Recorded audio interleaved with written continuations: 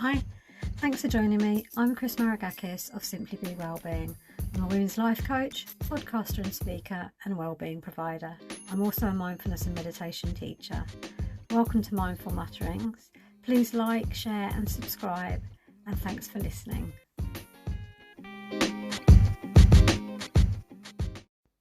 Hi, I'm going to talk about how we create the life we want to live this week, because so many people are saying to me that the world is so fast and so busy and people are feeling a little bit disconnected, and what we're actually longing for is a life that truly reflects our dreams and desires, a life in which we can be completely honest and authentic.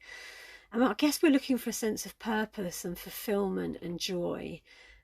So how do we go about creating that life? Well, I'm going to take you through a step-by-step guide to help get you started on your journey. So number one, you've got to define your vision. You've got to work out what it is you want.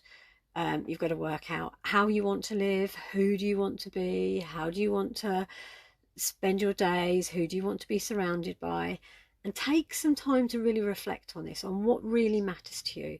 Work out what your passions are, your values, your aspirations, because once you know what it is that you truly want, you can then begin to create the life around obtaining that based on what it is that you think will bring you joy. Second thing is to set clear goals, because once you've got a clear vision of how you want your life to be, it's important to set really clear and achievable goals, and then break those long-term goals into smaller steps and do something each day towards achieving them. And then the goals will serve as milestones and help keep you focused on your journey. Then you need to develop a plan. So a really well thought out plan is crucial to turning your dreams into reality. So you've already worked out what it is that you need to do in your goal setting activity, but now what you need to do is work out how you're going to achieve your goals.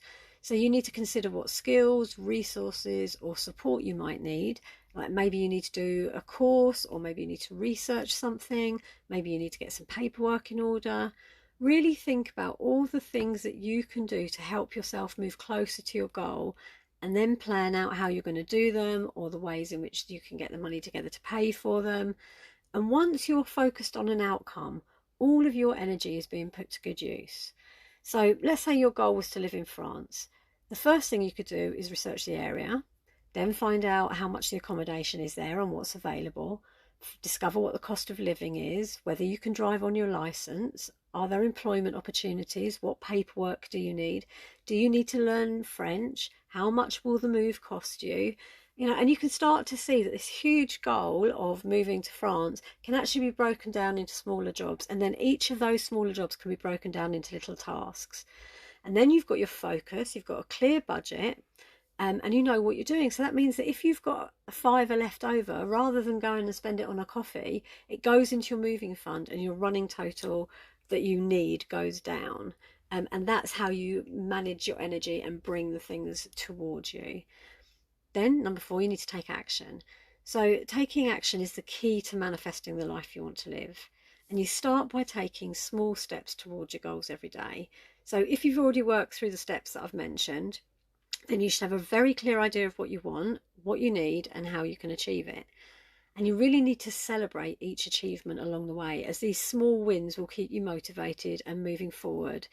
I have a notebook that I use. It's only an A5 hardback, and it's got a lovely quote on the front that means something to me.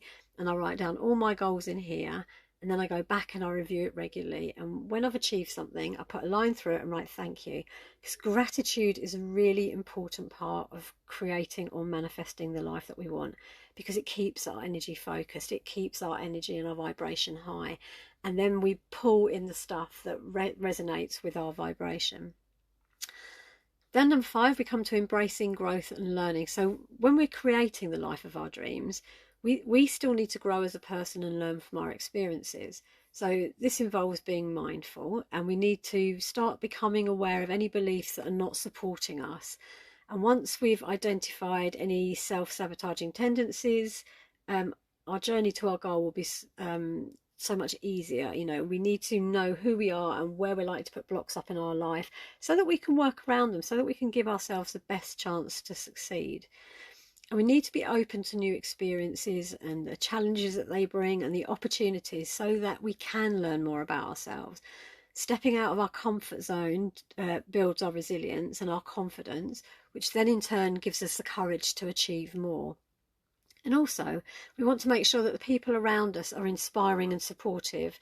Look for role models who already have what you want, or the people that make you feel happy and motivated, and learn from their experiences. We're there to learn from each other. Number 6, cultivate a positive mindset. Your mindset is the most important thing ever. Whatever you think about, you create, even if you don't know you're thinking about it. So the key to success is to become a conscious manifester. This means that we pay attention to our thoughts and our behaviours. And then we can support a positive mindset by practicing gratitude, using affirmations, which are just positive phrases that help us rewire the brain, and visualizations, because it's really good. The clearer we can get a picture in our mind, the more focused we are on it. And these also really good for moving a mindset from negative to positive. So they're really good for goal setting. They're really good for helping us manifest, and also from changing our mindset. And surround yourself with positive things that support your journey towards the life that you really, really want. And like I say, practice the gratitude. It is the jackpot emotion for managing a mindset. And this also, like I said, keeps our vibration high, which is not only good for manifesting, but it means that we also tend to be healthier physically. Our mental well-being improves. And because what we're focusing on we attract, it brings more of the things that we want into our life in an easier way. And if we're focused on being grateful, then we're manifesting or creating more opportunities for us to be grateful in our life. And then that gives us more to be grateful for. And this is a really positive cycle that we want to cultivate. So then we have to overcome challenges, because challenges are inevitable. Things don't always go the way we want them to, or even in the way that we had planned. And to let these challenges upset or frustrate us is a waste of our precious energy. It really doesn't matter how emotional we get about them, or how many people agree with us that it shouldn't have happened, or that it's not fair. At the end of the day, we've still got to come back and sort the problem out. So it's much better use of time and energy if we find a way to accept the situation in front of us and then problem solve the hell out of it so that we can quickly move on. And accepting and being grateful for the learning experience is a really useful way to help change a mindset around that. And it helps us to learn and grow. When we can look at the experiences not as barriers but as growth opportunities, it changes the way we view things. It develops our resilience, and we learn to become adaptable to setbacks. So remember, every obstacle is a stepping stone towards your ultimate success. Start viewing it as that instead of a barrier, and watch how things change for you. And then finally, we have to create a supportive network. The life that you want is not a journey that we can make alone. Everything that we do, we need other people. We all need support at times, and asking for help is not a sign of weakness. It's actually an empowered choice to find a solution. So make sure you have the right people around to support you with this. Maybe family or friends, or maybe you need a professional who can give you the guidance and encouragement you need when you need it. But find your tribe, and then all of you can support each other to be the best version of yourself. And also, we need to be aware that we live in communities, and we need that energy, and we need the resources of that community. So we have to give back to the community. So it's a symbiotic relationship. It has to work together. We have to give so that when we need it, we can ask and receive.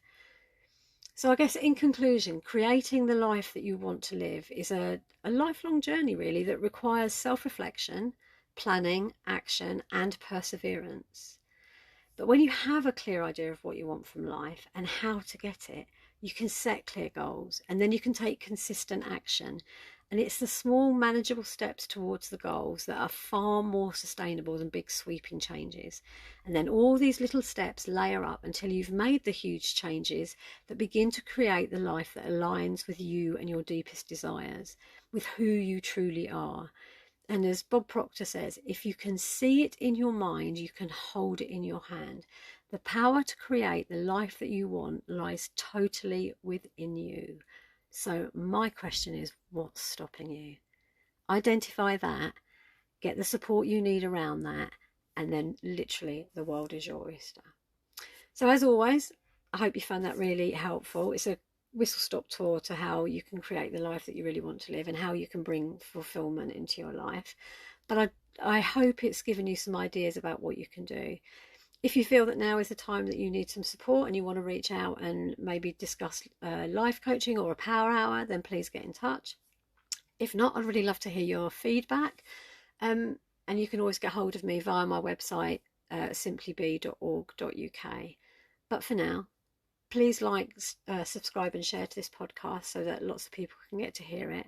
And as always, thank you very much for listening. Take care. Bye.